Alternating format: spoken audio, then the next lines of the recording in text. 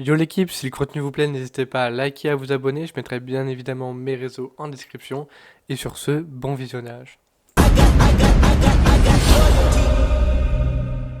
got loyalty, got royalty inside my DNA. I got world peace, got war and peace inside my DNA. I got power, poison, pain, and joy inside my DNA.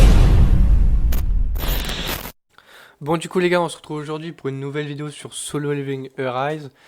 Donc le sujet de la vidéo portera sur faut-il invoquer Emma Laurent ou pas.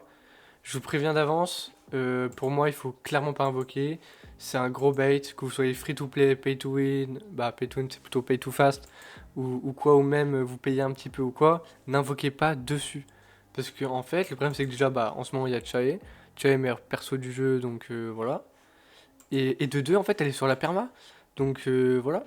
Donc à moins que vous l'ayez pas et c'est vraiment votre perso préféré, que vous l'avez pas et que vous la voulez vraiment, donc tentez, mais il faut être sûr d'avoir assez de cristaux pour le prochain perso, qui est Alice, qui arrivera normalement prochainement. Donc voilà. Donc on va quand même regarder un peu ces constellations, qu'est-ce qu'elles nous offrent, etc. Quelles sont celles qui sont intéressantes. Donc voilà. Donc je répète, pour les free-to-play, même pour les pay-to-fast ou quoi, n'invoquez pas, à part si vraiment c'est votre perso préféré. Donc on va aller du coup dans le codex. Tac, chasseur. Donc moi je l'ai déjà, hein, je l'ai C3. On va dans compétences, au lieu de joueur up là. Et voilà. On va mettre... Tac, let's go. Alors du coup, donc la première constellation, elle va augmenter les dégâts de brise, de traînée brûlante de 77%. Donc franchement pour moi bah c'est plutôt pas mal, hein. Pour moi c'est une des plus intéressantes en termes de constellation. Donc la C1 est assez cool, franchement on prend, ça fait beaucoup de DPS en plus. Ensuite l'efficace de brise de l'utilisateur augmente de 10%, augmente les dégâts infligés aux cibles avec le statut brise de 20%. Donc là, bah, c'est intéressant, ça va ajouter 10% de brise, du coup, augmenter les dégâts, bon, on prend, mais c'est pas la meilleure. D'ailleurs, je voulais vous dire, mais les dégâts du coup de brise de traînée, c'est cette compétence-là.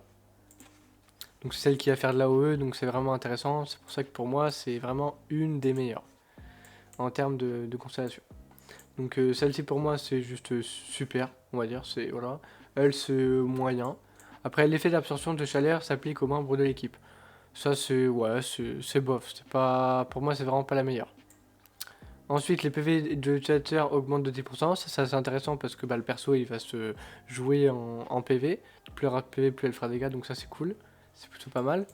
Et enfin la dernière constellation, lorsque la cible entre en état de brise, réinitialisation du temps de recharge de toutes les compétences. Donc dès que vous allez avoir l'effet de brise, du coup ça va vous reset toutes vos compétences. Donc ça c'est broken, c'est incroyable.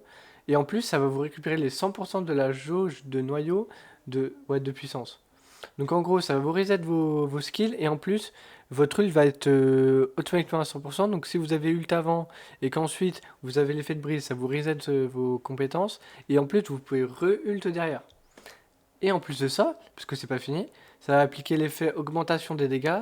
Et du coup, ça va vous augmenter vos dégâts de 77% pendant 15 secondes.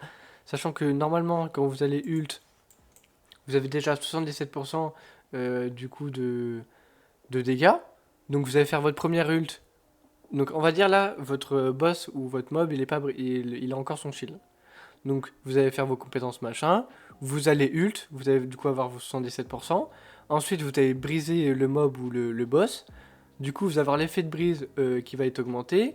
Vous allez avoir du coup votre DPS qui va être augmenté de 77%. Et vous allez avoir vos skills et votre ult qui va être reset.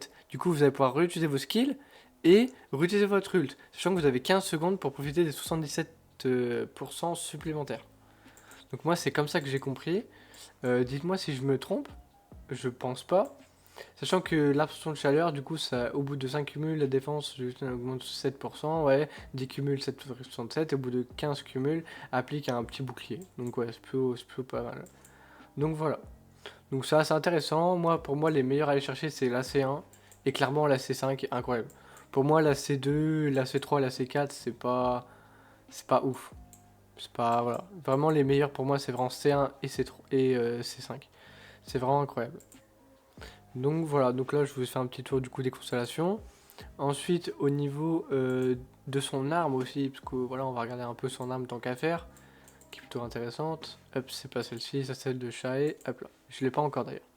Son arme du coup elle va augmenter les dégâts infligés aux cibles affectées par l'effet de brise de 4%. Lorsque l'effet absorption de chaleur s'active, les dégâts infligés par l'utilisateur augmentent de 1,5%, cumulé jusqu'à 4 fois. Donc ça aussi c'est plutôt intéressant son arme, sachant que quand on va l'augmenter, bah, le pourcentage du coup de brise va augmenter considérablement. Donc voilà, l'arme est plutôt intéressante aussi. Donc voilà, de toute façon elle fait partie du top 3 je pense des meilleures armes à craft, pardon. Donc voilà. Donc voilà pour Emma. Je pense vous avez fait un beau petit topo concernant le personnage. Donc, vous pouvez voir, moi je l'ai déjà C3. Il y a une semaine, je l'avais C0. Et là, j'ai fait que de la drop, que de la drop. Donc je suis assez content parce que j'ai au moins eu la C1. Donc c'est plutôt pas mal. Moi, ce que je vais aller chercher du coup sur la perma, c'est pour ça que je l'ai laissé, bah la C5. Et la C5, elle va être incroyable. Donc voilà. Donc vraiment, n'invoquez pas la bannière de Emma. C'est pour moi le plus gros bait. C'est fait exprès pour que les gens qui sont pressés de l'avoir et qui l'ont peut-être pas, bah, d'invoquer dessus. Sachant qu'en plus, en ce moment, il y a Shae, donc vaut mieux aller maxer Shae que d'invoquer Emma. Et en plus, Emma, elle, vous pouvez l'avoir dans la perma. Donc voilà, ce sera des tickets un peu gâchés, je trouve. À part si vous, comme je vous ai dit en début de vidéo, si vraiment c'est votre perso préféré all time et que vous n'avez pas le perso et vous le voulez vraiment, pourquoi pas. Mais ça, c'est même ça en vrai, c'est pas ouf. Faut vraiment vous garantir aussi le prochain perso qui arrive et qui va être assez fort. Donc voilà.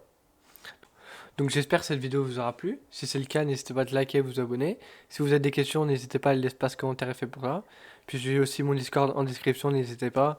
J'ai tous les codes là-bas, il y a les affiches pour les personnages si vous voulez savoir comment les build, etc. Donc voilà. Et puis à la prochaine vidéo, prochain live.